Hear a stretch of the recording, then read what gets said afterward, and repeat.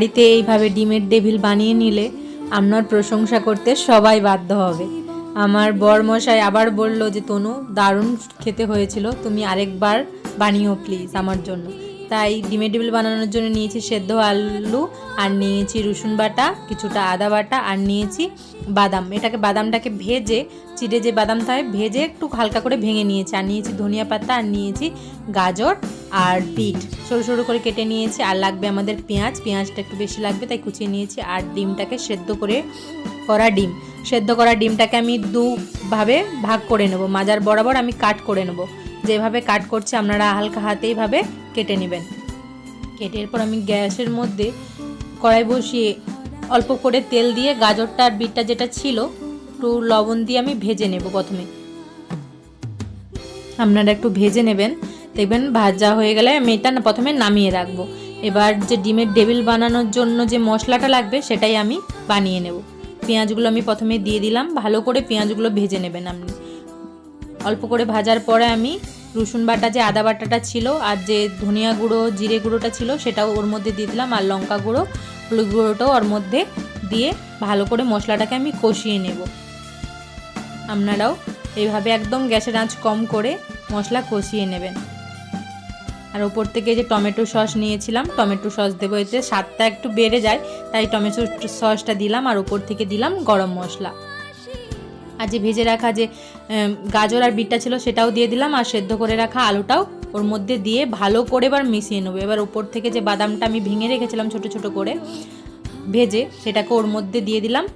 আর কিছুটা পরিমাণ দেব ধনিয়া পাতা একদম লাস্টে, আমি গ্যাস বন্ধ করে দিয়েছি। এইভাবে দিয়ে আমি এবার নাড়িয়ে নামিয়ে নেব। ভালো করে মিশিয়ে নিয়েছি, ধনিয়া পাতাটা দিয়ে নামিয়ে নিলাম।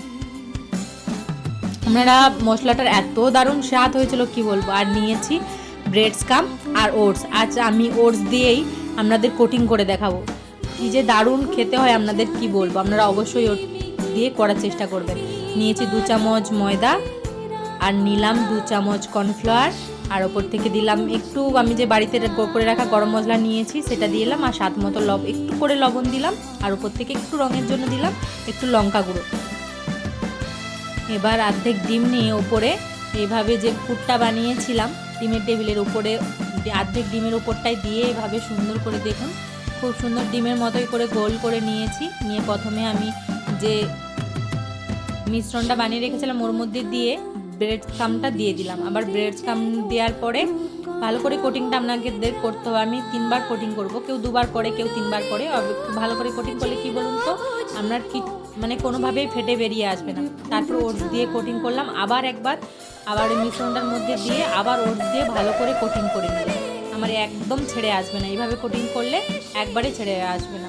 দেখুন আরেকটা বানিয়ে দেখেছি ঠিক এইভাবে, ডিমের ওপরে আবার এইভাবে দিয়ে মশলাটা দিয়ে যে বানিয়ে রেখেছিলাম ডিমের টেবিলে সেটা দিয়ে প্রথমে মিশ্রণের মধ্যে দিয়ে তারপর ব্রেড স্কাম দিয়ে দিলাম ভালো করে। আবার ব্রেড স্কামসের ওপরে এবার আমি 2বার করে ওটস যে ছিল ওটসের কোটিং করে নেব।